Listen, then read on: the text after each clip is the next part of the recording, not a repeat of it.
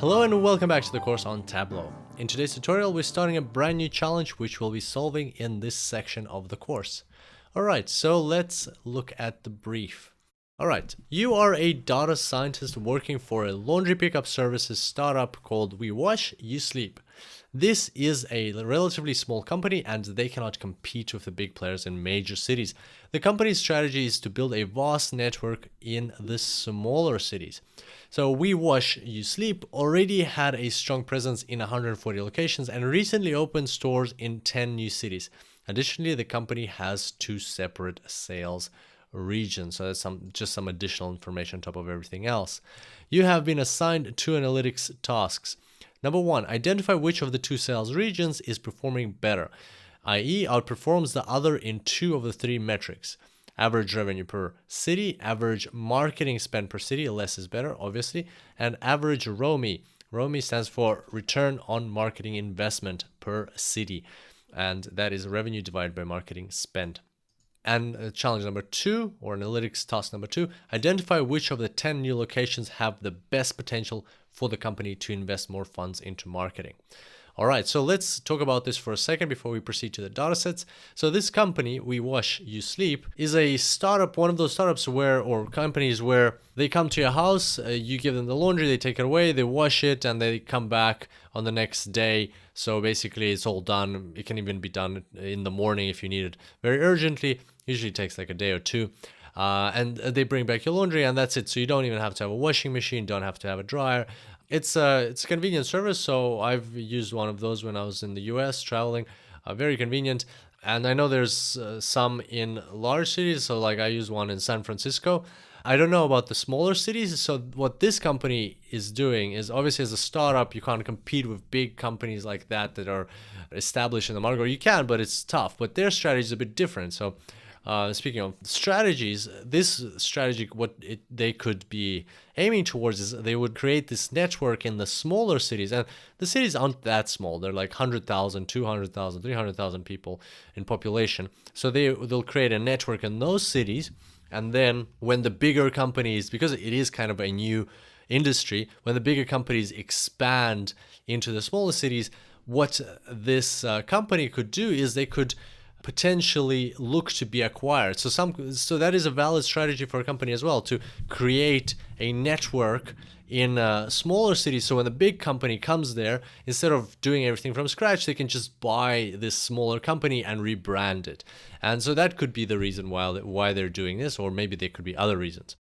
So basically, this is what's happening. So they're in 140 locations, they're expanding to 10 new cities, and now they have 2 separate sales, what are they called? 2 separate sales regions, and they're competing with each other. That's also another strategy where you split your company to 2 geographies, and then they have to compete with each other. So which one outperforms the other gets like bonuses and stuff like that. So that's an important thing. So they want to find out some metrics there. And number 2 is, this is probably the more important part of the challenge, the 10 new cities. They want to know which ones are best positioned to get that additional marketing funding. So if you put that funding into marketing, then you get more return on your investment. So that's what we're going to be researching in part 2.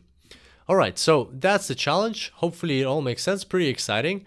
And where do we get the dataset? Well, to get the dataset, we need a browser.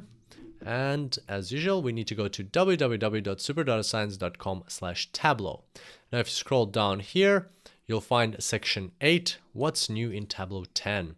So in this section, we've got startup expansion, Excel file, and US cities population CSV file. Let's have a look at them. So here's the startup expansion file.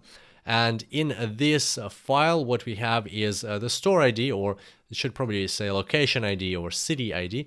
This is where the 150 stores or 150 cities where the company works. Those are their IDs, just basically row ID in this data set.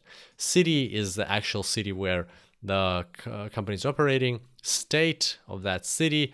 It's actually quite an important column because for many reasons, but also because sometimes you might get cities that you don't know which state they're in, because they might be a city or several cities with that name in the US. So it's also always important to look at city and state. It's like kind of like month and year, right? So you might know which month, but you don't know which year. So that might be a problem.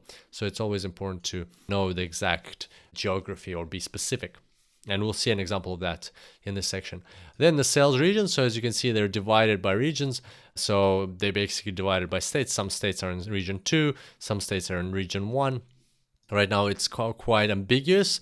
You can't really tell how it looks on the map, but once we create the map, it'll seem pretty interesting how they've divided into 2 sales regions. Next, we've got a new expansion.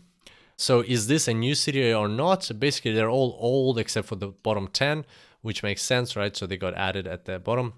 And then we've got the marketing spend, how much was invested into marketing, and revenue.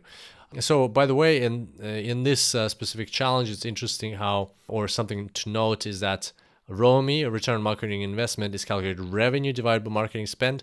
Sometimes ROMI, this metric is calculated as profit divided by marketing spend. So be careful, like depends on the situation or depends on the definition. In this case, it's the revenue divided by marketing spend. And then we've got another file, US cities population. So basically it's a file with the population of the top 300 US cities. There, oh, actually more than 300 US cities up to here.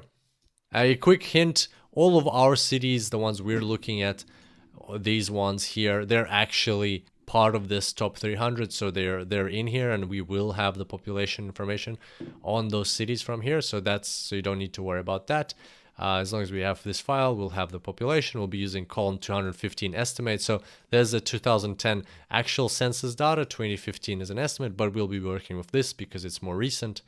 And then there's some additional information, but that's just an example of when you have additional information that you won't be using in your analysis. Although, based on the things you'll learn in this section of the course, you can definitely experiment with this additional information and see if that might somehow affect your cluster analysis and stuff like that. So that's also just some extra data in case you want to play around.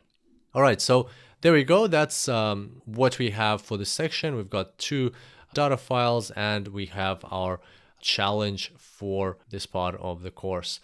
It's going to be a very exciting tutorial. We're going to talk about some cool analytics. So this first part is going to be all about geographies and mapping. This second part is going to delve into some more advanced stuff.